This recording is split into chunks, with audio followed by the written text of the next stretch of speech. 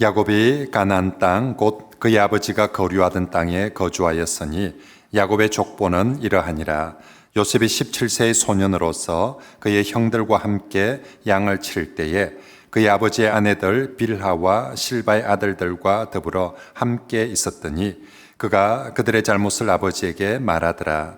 요셉은 노년에 얻은 아들이므로 이스라엘이 여러 아들들보다 그를 더 사랑하므로 그를 위하여 채색 옷을 지었더니 그의 형들이 아버지가 형들보다 그를 더 사랑함을 보고 그를 미워하여 그에게 편안하게 말할 수 없었더라. 요셉이 꿈을 꾸고 자기 형들에게 말하며 그들이 그를 더욱 미워하였더라. 요셉이 그들에게 이르되 청하건대 내가 꾼 꿈을 들으시오. 우리가 밭에서 곡식단을 묶더니 내 단은 일어서고 당신들의 단은 내 단을 둘러서서 절하더이다. 그의 형들이 그에게 이르되 네가 참으로 우리의 왕이 되겠느냐, 참으로 우리를 다스리게 되겠느냐 하고 그의 꿈과 그의 말로 말미암아 그를 더욱 미워하더니 요셉이 다시 꿈을 꾸고 그의 형들에게 말하여 이르되 내가 또 꿈을 꾼적 해와 달과 11별이 내게 절하더이다 하니라. 그가 그의 꿈을 아버지와 형들에게 말하며 아버지가 그를 꾸짖고 그에게 이르되 네가 꾼 꿈이 무엇이냐, 나와 내 어머니와 내 형들이 참으로 가서 땅에 엎드려 내게 절하겠느냐. 그의 형들은 시기하되 그의 아버지는 그 말을 간직해 두었더라. 아멘. 자, 이제 우리 지난주 창세기 36장 끝내고 오늘 이제 37장부터 창세기의 마지막 단락인 요셉 이야기입니다. 창세기가 50장까지 되어 있는 긴 성경인데 이 50장까지 된 긴 성경을 두 단락으로 구분하면 앞부분은 창세기 1장부터 11장까지 하나님의 창조와 첫 아담과 하와부터 첫 사람들의 이야기, 이걸 원시 역사라고 말합니다. 그리고 이제 창세기 12장부터는 아브라함이 등장하죠. 이때부터는 믿음의 족장들, 그렇죠? 믿음의 조상들 이야기입니다. 그래서 12장부터 50장까지 계속 믿음의 조상들에 대한 이야기, 하나님께서 이제 새로운 믿음의 조상 아브라함을 택하시고 이삭을 택하시고 그들을 통하여서 하나님의 구원과 하나님의 은혜를 베풀어 주시는 말씀들입니다. 자, 그 중에서 이제 믿음의 1세대는 아브라함입니다. 그리고 믿음의 2세대는 이삭이고 3세대는 야곱이고, 그리고 이제 오늘부터 살피게 될 요셉과 그의 형제들이 믿음의 4세대가 됩니다. 하나님께서 각 세대마다 하나님이 역사하시는 방법이 달라요. 아브라함에게 하시는 방법이 다르고 이삭에게, 야곱에게, 그리고 각 세대마다 하나님을 믿는 모양도 또 어떤 식으로 우리가 하나님을 믿어야 될지에 대해서도 그들이 하나님을 섬기는 방식도 좀씩 다르게 나옵니다. 자, 믿음의 1세대인 아브라함은 오직 약속의 말씀을 믿고 부르심에 순종하는 삶이죠. 아무것도 모르는데 갈 바를 알지 못하였지만 하나님의 부르심에 순종해서 가라는 대로, 인도하는 대로 그렇게 따라가는 것이 아브라함의 삶이었다며, 이제 2세대 3세대인 이삭과 야곱은 한 믿음으로 그 약속의 땅에 머물며 사는 삶이었습니다. 인간적으로 보면 저 세상에, 에덴의 동쪽에 있는 세상의 땅들이 훨씬 더 좋아 보입니다. 그래서 롯도 동쪽으로 세상으로 가버렸고요. 그리고 이스마엘도 에서도 다 세상으로 가버렸는데 정말로 이삭과 야곱 약속의 땅으로 돌아오고 그 땅에 머물면서 살아갔더랬습니다. 이제 이에 반해서 믿음의 4세대인 요셉의 삶은요, 한마디로 약속의 땅에서 쫓겨나서 사는 것입니다. 앞에 아브라함, 이삭, 야곱 정말 이 땅을 소중히 여기면서 여기서 다 살았는데 이제 이 요셉부터는 약속의 땅에서 쫓겨나서 평생 약속의 땅 밖에서 바로 그곳에서 믿음을 지키면서 살아가는 이야기가 요셉의 이야기입니다. 요셉은 약속의 땅에서 억울하게, 그죠? 자기가 지발로 나간 게 아니라 억울하게 쫓겨났는데 과연 거기서도 신앙생활을 할 수 있는가? 잘할 수 있을 것인가? 요셉은 쫓겨난 그 땅에서도 하나님을 잘 믿으며 살았다. 이게 요셉 이야기의 가장 큰 특징인 것이죠. 자, 그리고 또 요셉 신앙의 아주 중요한 특징 중에 하나는요, 요셉에게는 하나님이 직접 나타나지 않습니다. 앞에 아브라함, 이삭, 야곱 다 하여튼 뭐 좋은 일이든 굳은 일이든 작은 일이든 큰 일이든 하나님이 나타나셔서 하나님이 가라사대, 하나님이 아브라함에게 말씀하셔서 이삭에게 야곱에게 말씀하셔서 이런 게 있는데, 요셉에게는 한 번도 하나님이 요셉에게 가라사대, 하나님이 요셉에게 말씀하시되 이런 장면이 한 번도 나타나지 않는다는 것입니다. 요셉 입장에서는 약속의 땅에서 쫓겨나서 살고 있는 것도 억울한데, 그것보다 다른 건 하나님이 왜 내게는 직접 나타나지 않는다는 거예요. 우리 아버지한테는 하나님이 베델에서도 나타나시고 버니엘에서도 나타나시고, 우리 아버지한테는 하나님이 나타나시고 뭐라 하셨고, 우리 할아버지한테도 그랬다는데 왜 나는 이렇게 어려운 곳에 살면서 이렇게 기도를 하는데 왜 하나님 내게는 번쩍번쩍 나타나가지고 뭐라고 말씀을 해 주시든지 아니면 엄청난 기적을 베풀어 주시든지 해야 되는데, 요셉에게는 하나님이 단 한 번도 그렇게 하지 않습니다. 결국 요셉의 신앙은 뭐냐면, 너 약속의 땅에서 쫓겨나도 신앙생활 할 수 있느냐? 그리고 너 요셉의 눈에 하나님이 한 번도 보이지 않는다는 거예요. 니한테 하나님이 직접 너를 보여주지 않아도, 하나님이 나타나지 않아도 너 하나님 믿을 수 있느냐 하는 것입니다. 이때 요셉은 바로 그 약속의 땅에서 쫓겨나서 하나님이 요셉에게 한 번도 자신을 나타나지 않았고 직접 말해주지 않음에도 불구하고 보이지 않는 하나님의 섭리를 믿고요. 요셉의 신앙은 이겁니다.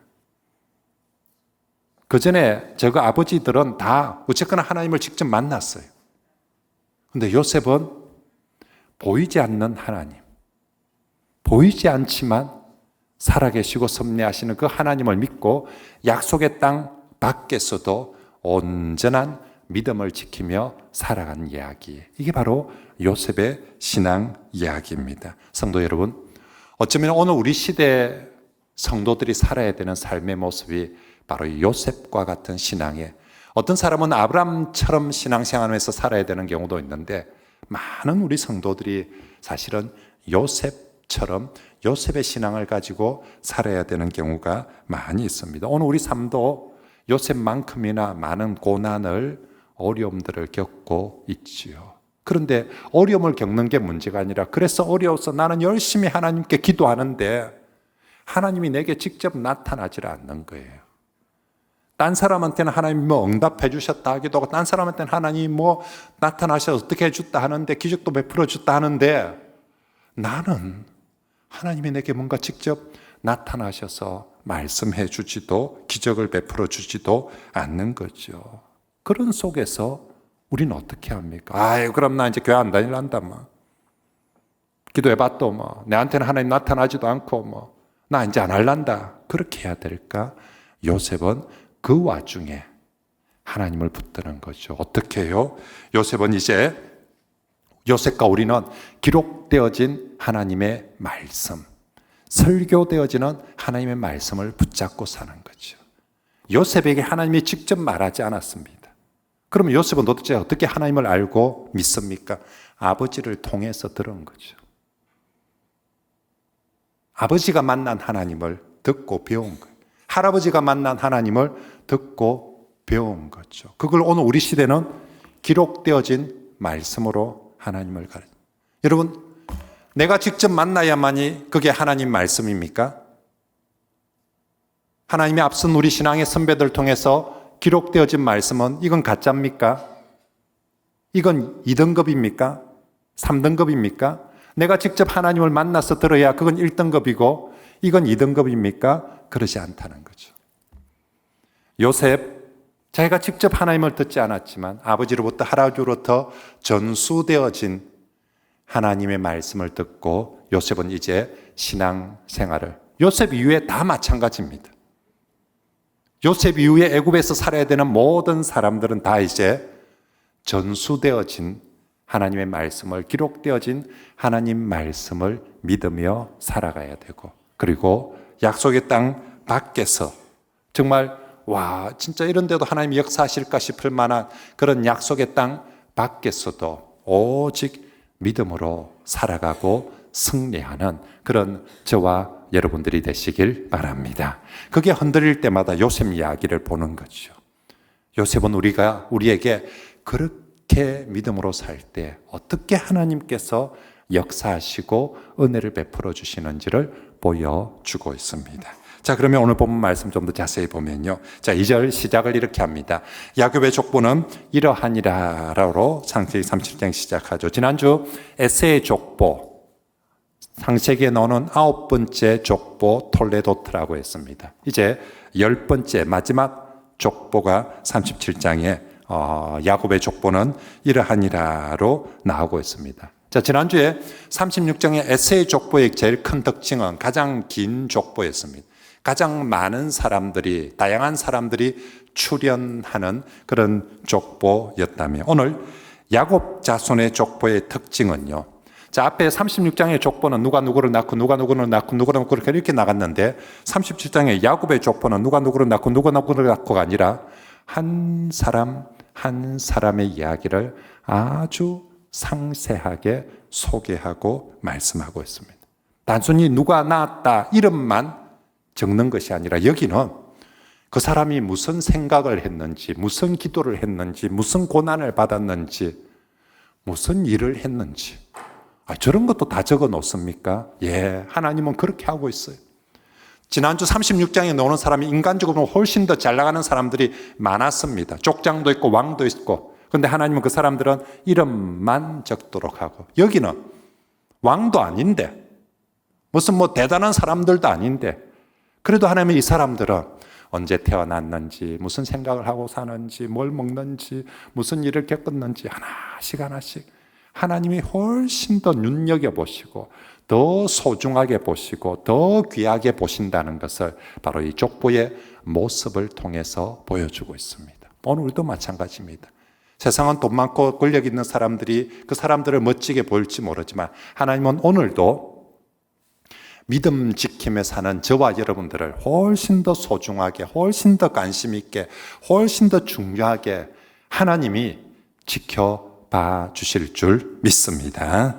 자, 그리고 이제 이 족보는 야곱의 12자녀들 중에서 특별히 요셉과 유다를 중심으로 기록합니다. 그래서 37장은 요셉 이야기, 38장에 유다 이야기 그렇게 나오죠. 근데 대부분은 요셉이 제일 많이 차지합니다. 그리고 또 39장부터 50장까지 계속 요셉 이야기입니다. 이것은 하나님께서 이제 아브라함에게 주신 그 약속들을 12아들들 중에서 요셉을 통하여서 이루어 가신다라는 것을 보여주는 거죠. 자, 그리고 요셉은 있지요. 오늘 창세기에 소개되어지는 이 요셉은 구약 성경에서 가장 예수님 닮은 사람으로 소개됩니다. 구약에 나오는 모든 인물들이 예수님의 모델 표본들입니다. 그래서 각자 예수님을 닮은 모습이 조금씩 있는데 구약에 나오는 인물 중에서 가장 예수님을 많이 닮은 모습으로 소개하는 게 바로 요셉이라는 것입니다. 예수님, 가장 중요한 예수님의 모습은 구원자이지 않습니까? 그런데 요셉도 하나님께서 그 시대의 구원자로 사용해 주십니다. 요셉의 가족을 구원해 주실 뿐만 아니라 애굽 사람 전체를 요셉을 통하여서 구원해 주십니다. 그래서 창세기 45장 5절 말씀에 하나님이 생명을 구원하시려고 나를 택하시고 나를 여러분보다 먼저 보내셨습니다. 요셉, 너는 누구냐라고 물었을 때 요셉 스스로 자기 정체성, 아이덴티티가 뭐냐? 나는 누구인가? 라고 할 때 요셉은 스스로 나는 하나님이 보내신 생명의 구원자다. 스스로 늘 그렇게 가지고 살았어요. 실제로 요셉을 통해서 생명을 구원해 주셨고, 그래서 예수님이 생명의 구원자인 것처럼 요셉도 생명의 구원자로 그 땅을 살았습니다. 그리고 요셉도 사는 방식도 삶의 방식도 예수님처럼 가장 낮아지고 가장 높아집니다. 예수께서 하늘 보좌 우편에 하나님 우편에 앉은 하나님의 아들이었다면 요셉은 채색 옷을 입은 가장 귀한 아들이었습니다. 그런데 한순간 낮은 곳으로 떨어집니다. 요셉은 한순간 종으로 팔려서 애굽의 노예가 되고, 그것도 모자라서 노예로 간 거기서 또 더 낮아져서 감옥으로까지 가게 된다. 예수께서 하늘 보좌벌이 지고 낮고 낮은 인간의 땅에 오시고, 그것도 모자라서 십자가에 죽으시고, 그것도 모자라서 엄부에까지, 무덤 아래 엄부에까지 내려가셨는데, 요셉도 그렇게 낮아지고 감옥에까지 갑니다. 그런데 하나님께서 그 예수를 엄부에서, 죽음에서 높이 올리셔서 하나님 보좌 우편에까지 올리시는 것처럼, 요셉도 그 감옥에 사로잡힘에 하나님께서 그를 높여주셔서 애굽 총리의 보좌에 앉게 해주시고, 바로 그곳에서 하나님의 위대한 구원자로 쓰임받도록 해주신 줄 믿습니다. 요셉도 정말 예수님처럼 그렇게 살아갔습니다. 그리고 요셉도 예수님처럼 많은 고난을 당하였는데, 예수님처럼 죄를 짓지 않았지만 죄 없이 수많은 고난을 당하는 사람이었습니다. 그리고 자신에게 고난을 준 형제든 누구든지 간에 보복하고 심판하고 갈바주는 것이 아니라, 자신에게 고난을 준, 억울하게 고난을 준 그 많은 형제들을 예수님처럼 용서하고 화평케 하는 사람이 되었습니다. 예수 십자가를 통해서 그를 찌른 사람들, 모든 죄인들을 용서해 주시고 화평케 해주신 것처럼, 요셉이 가는 곳곳마다 용서와 화평이 이루어지는 그런 사람으로 살도록 해주신 것입니다. 결국 요셉 포지션은 약속의 땅 밖에서 가장 억울한 고난을 받는 포지션이었습니다. 자, 이제 물어봅니다. 너 이 꼬라지가 되었는데도, 너 이런 모습인데도 신앙 지키면서 살 수 있겠니? 요셉은 제가 약속의 땅 밖에서 정말 낮아진 고난을 당하는 그런 모습이라도 여기서도 믿음으로 살겠습니다. 이게 요셉입니다. 어떤 믿음? 정말 예수님 닮은 믿음으로, 예수님 닮은 신앙인으로 살아가겠습니다. 그래야 할 때 하나님께서 요셉을 정말로 가장 위대한, 정말로 하나님의 사람으로, 구원의 사람으로, 복의 사람으로 써주셨던 거죠. 그러므로 사랑하는 성도 여러분, 우리 하나님께는요, 이 땅에도 저렇게 생긴 동네에도 예수님 닮은 신앙인이 필요한 뿐만 아니라, 이렇게 생긴 동네에도, 높은 자리에도 낮은 자리에도, 부유한 곳에도 가난한 곳에도, 그곳 모두에 예수님 닮은 신앙인이 필요한 줄 믿습니다. 왜 하나님 나를 그런 곳에 보냅니까가 아니라, 하나님께서 보내시는 모든 곳에, 그곳에 누가 있어야 되느냐며 바로 예수님 닮은 신앙인이 있어야 될 줄 믿습니다. 저와 여러분들이 하나님 우리를 높은 자리에 올려줄 때만 좋아하는 것이 아니라, 억울한 곳에, 낮은 곳에, 약속의 땅 밖에 우리를 버려둘 때도 그곳에서도 정말로 예수님 닮은 신앙인이 되는 그런 우리 성도들이 되시길 바랍니다. 자, 그러면 이제 요셉은 어떻게 그 약속의 땅 밖에서도 그런 신앙인으로 정말 그렇게 살아갈 수 있었을까? 성경이 요셉을 소개하는 가장 중요한 특징이 있는데, 그게 바로 요셉은 꿈의 사람이었다라는 것입니다. 요셉에게 있어서 너에게서 믿음이란 도대체 뭐냐? 요셉아, 니 도대체 네가 믿는다는 그 믿음이 뭐냐라고 물어본다면, 요셉은 어떤 어려움 속에서도 하나님이 보여주신 꿈을 믿고 붙들고 살아가는 것, 요셉에게 있어서 4세대 신앙인인 요셉에게 있어서 믿음은 바로 그런 것이었습니다. 어떤 어려움이 있어도 하나님이 내게 보여주신 꿈을 붙들고 살아가지라 라고 하는 것입니다. 그래서 요셉을 소개하면서 성경은 창세기 30장 요셉의 첫 이야기, 꿈 이야기부터 그렇게 소개를 하는 것입니다. 5절입니다. 이번 주 우리가 외울 요절 같이 한번 읽어봅시다. 시작. 요셉이 꿈을 꾸고, 아멘. 자, 창세기 37장에 요셉 이야기 첫 시작이야. 두 번의 꿈이 나옵니다. 요셉 이야기에서는 꿈은 항상 두 개입니다. 30장에 요셉이 꾸는 꿈도 두 개. 그리고 나중에 감옥에 내려가서 죄수들이 꾸는 꿈도 두 개. 그거 해석해 주죠. 그리고 나중에 바로가 꾸는 꿈도 2개. 그걸 요셉이 또 해석해 주죠. 요셉은 항상 꿈 2개 쌍으로 나옵니다. 그 이유는 한 개만 놓으면 개꿈일 수 있거든요. 근데 2개가 딱 나오면 이거 진짜다 싶은 거죠. 그래서 요셉 자신도 해석해 주는 것도, 그래서 꿈이 2개가 나오는데, 아무튼 자 1번 꿈 꾸었습니다. 그래서 얘기했습니다. 그랬더니 5절 말씀처럼 형들한테 욕을 태바이 들었습니다. 미움을 받았습니다. 그런데 9절에 2번 꿈 꾸었습니다. 자, 이번은 어떻게 할까요? 지난번에 꿈 얘기했다가 형들이 완전히 내 왕따 시키고 미워하고 그랬는데 이제는 입 닫아야 되겠다. 괜히 꿈 얘기해가지고 형제들 간에 분위기만 안 좋고 형들이 내 미워하는데 말라고 내가 꿈 이야기를 하겠노? 하고 입을 닫아야 되는데, 이 9절에 2번째 꿈을 꾸고 또 뭐 했다? 꿈을 형들한테 또 얘기했다. 그래서 11절에 어떻게 됐다? 또 미움 받았다. 또 시기 받았다. 요셉 바보입니까? 왜 이래요? 그죠? 아니, 꿈 얘기하면 형들이 싫어하고 가족들이 싫어하면 그다음부터 입 닫아야지. 요셉이 철이 없어서 그렇나? 바보라서 그렇나? 아니에요. 성경이 요셉이 너무 멍청했다라는 얘기를 하는 것이 아니라 그만큼 요셉이 꿈을 소중히 여겼다라는 것이죠. 우리가 사람이요, 할 말 있고 안 할 말 있고 절대로 하지 말아야 될 말 있고 무슨 일이 있어도 해야 되는 말이 있는데, 요셉 너에게 절대로 포기하지 말아야 될 거 하나 꼽으라 한다면 요셉은 꿈이었어요.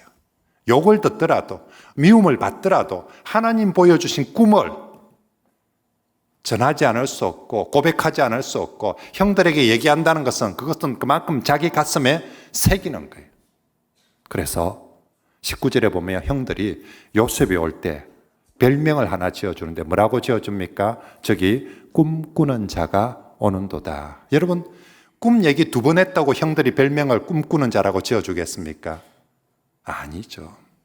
아마 요셉이 성경에는 2번 적혀 있는데 그 이후에도 계속 입만 열며 하나님의 꿈 이야기를 했겠죠.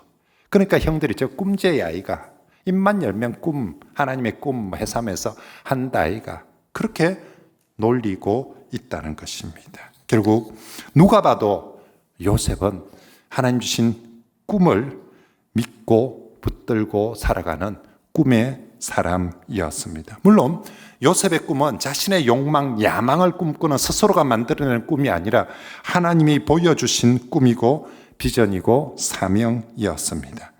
요셉은 하나님께서 자기에게 자기 아버지나 할아버지한테 것처럼 직접 나타나셔서 말씀하시는 것 한 번도 들은 적이 없습니다.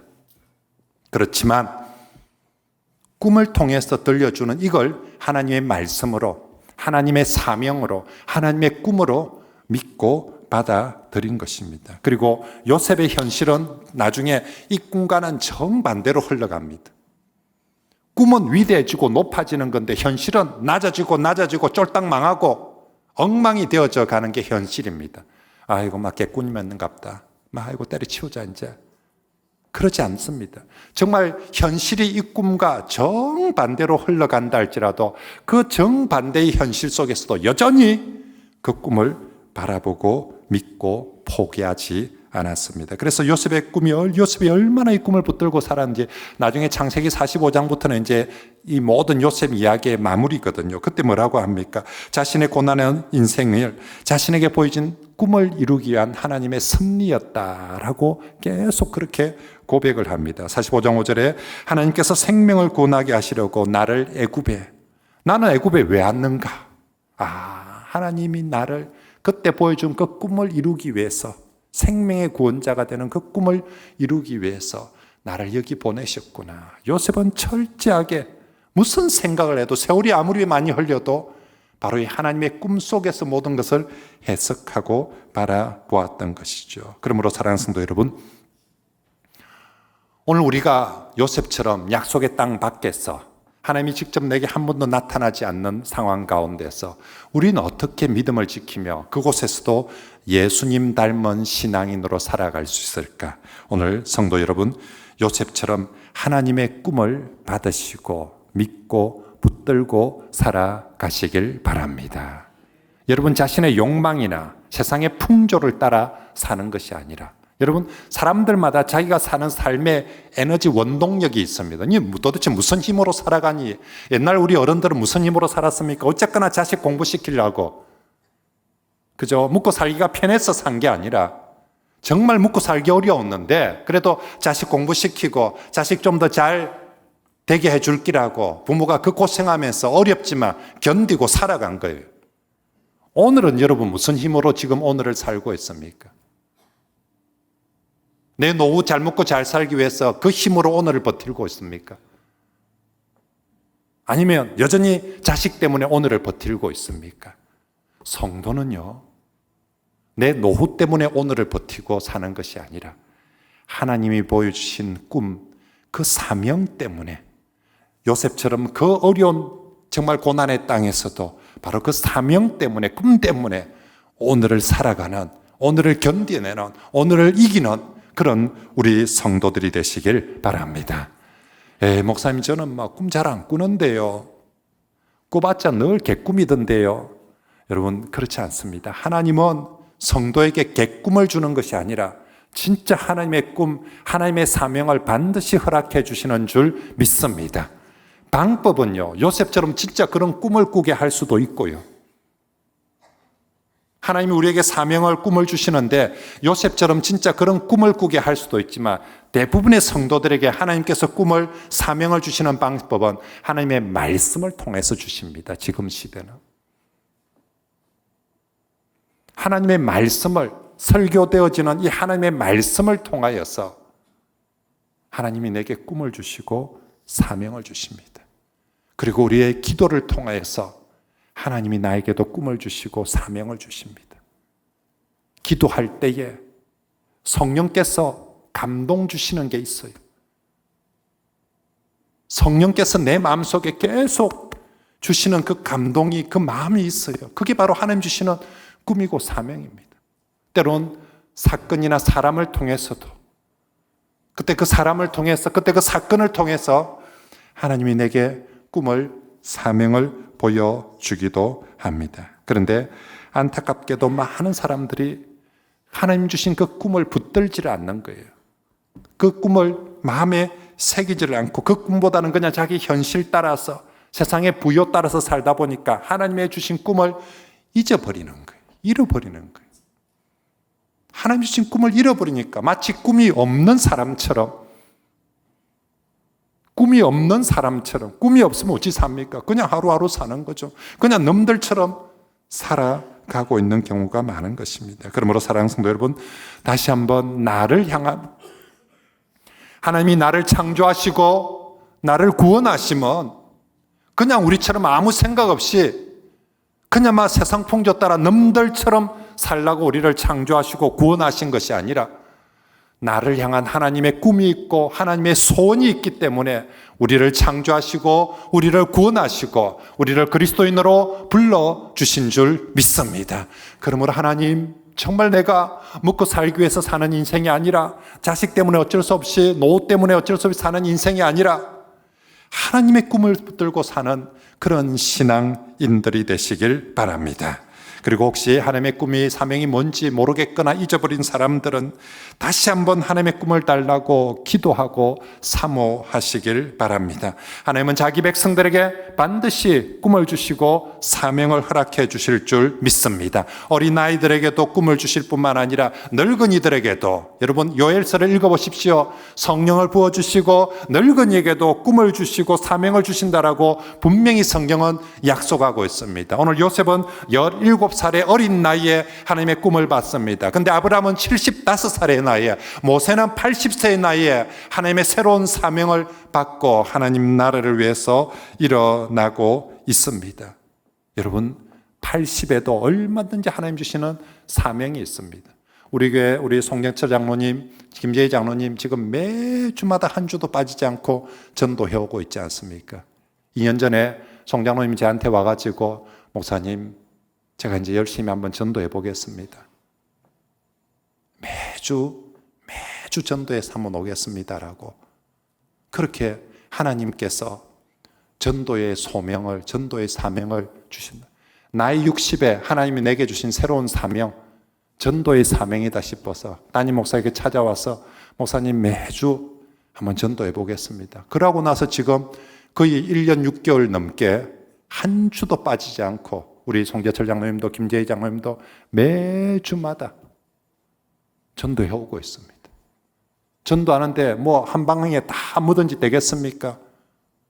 쉽게 되지 않아요. 얼마나 어려운 일들이 많았겠습니까? 그래도 하나님 내게 주신 사명이다.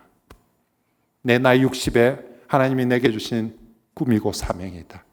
그거 붙들고 지켜나가려고 하기 때문에 오늘 90주가 되도록 정말 이렇게 매주마다 하나님께서 그 꿈대로 이루어 주시고 사용해 주시는 것입니다. 그러므로 사랑하는 성도 여러분, 나이 많다고 내 처지가 이렇다고 그렇게 문제가 될 수가 없습니다. 믿고 사모하며 누구든지 하나님께서 하나님의 사람, 꿈의 사람, 정말로 사명의 사람으로 반드시 하나님께서 삼아 주실 줄 믿습니다.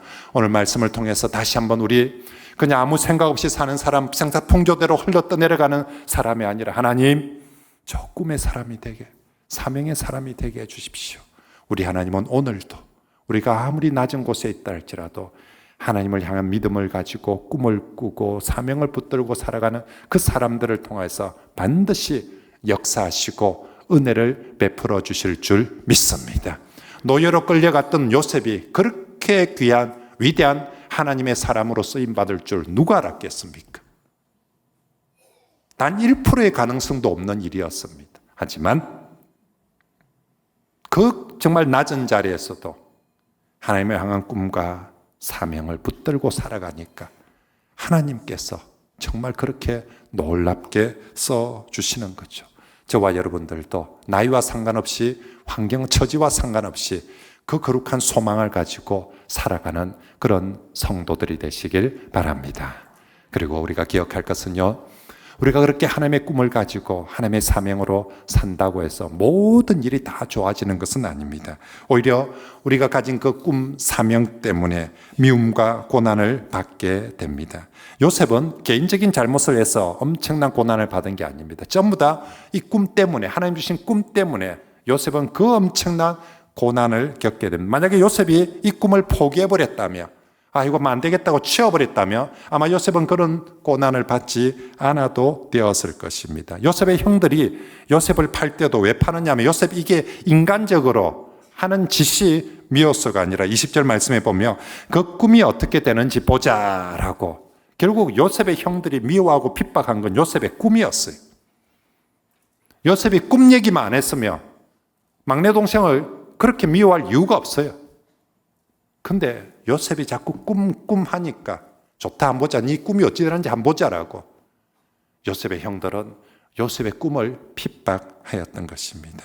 하지만 하나님의 꿈은 어떤 미움을 받고 고난을 받고 조롱을 받는다 할지라도 하나님의 꿈은 반드시 이루어지게 되는 줄 믿습니다. 여러분 축구장 가면 꿈은 이루어진다고 대형 섹션 써놓죠. 거기 앞에 하나 빠졌어요. 뭐가 빠졌습니까?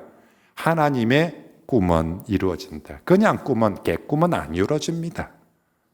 그런데 앞에 하나님 붙으면 하나님의 꿈은 반드시 이루어지게 됩니다. 아무리 많은 반대가 있다 할지라도, 아무리 긴 세월이 흐른다 할지라도, 오늘 요셉 17살의 나이에, 어린 나이에 꿈을 봤습니다. 현실은 꿈과 정반대로 이루어져 갑니다. 시간도 많이 걸립니다. 그런데 13년의 모진 고난의 세월을 겪은 후에 그 꿈은 하나님이 약속하신 대로, 보여주신 대로 그대로 반드시 이루어지게 되는 줄 믿습니다. 하나님의 말씀이고 하나님의 꿈이기에 하나님이 이루어 가십니다. 그렇습니다. 하나님의 말씀, 하나님의 사명, 꿈 그냥 이루어가는 게 아니라 많은 시련과 고난을 통해서 이루어 간다는 거죠. 그러므로 우리가 하나님의 꿈을 붙들고 산다라고 하면 우리에게도 역시 많은 고난이 부딪힐 수 있습니다. 마귀도요, 꿈 없이 사는 사람, 그냥 세상 욕심만 품고 그렇게 사는 사람은 내버려 두면 됩니다. 마귀가 건들 필요가 없어요. 왜요? 그러면 그냥 자연적으로 망할 건데 망할 놈을 마귀가 말라 건들겠습니까? 마귀의 목표는 어쨌거나 어느 인간이든 망하게 하는 게 마귀의 목표인데 꿈 없이 사는 인간, 그리고 정말로 세상 풍조대로 사는 인간, 결국 망할 낀데, 그래서 마귀는 놔둡니다. 근데 어느 순간 그 사람이 하나님의 꿈을 꾸며 하나님의 사명을 붙들고 살겠다면 저거 위험한데 하고 마귀가 방해를 하고, 그렇게 하니까 고난도 오고 어려움도 오는 것이죠. 그렇지만 진정한 믿음은 그런 시련과 고난 앞에서도 하나님의 섭리를 믿으며 그 꿈을 붙들고 지켜가는 것이 진정한 믿음인 줄 믿습니다. 심지어는 나는 고난당하고 꿈을 붙들고 있는데 하나님이 직접 나타나지도 않고, 그죠? 하나님이 직접, 내가 그렇게 기도하는데도 하나님이 직접 나타나지도 않고 내한테 엄청난 기적을 베풀어 주지 않는다 할지라도 그곳에서도 보이지 않는 하나님의 섭리를 믿는 거예요. 내 눈에 보여야만이 그게 다 하나님의 섭리고 그게 다 하나님의 은혜가 아니라는 거예요. 요셉은 지금 그 땅에서 내 눈에 보이는 하나님이 하나도 없어요. 애굽에 내려갔는데 한 번도 하나님께서 요셉한테 번쩍번쩍하고 보여주신 적도 없고 기적을 베풀어 주신 것도 없어요. 그렇지만 내 눈에 안 보인다고 해서 하나님이 안 계시거나 내 눈에 안 보인다고 해서 하나님이 섭리하지 않는 게 아니라는 겁니다.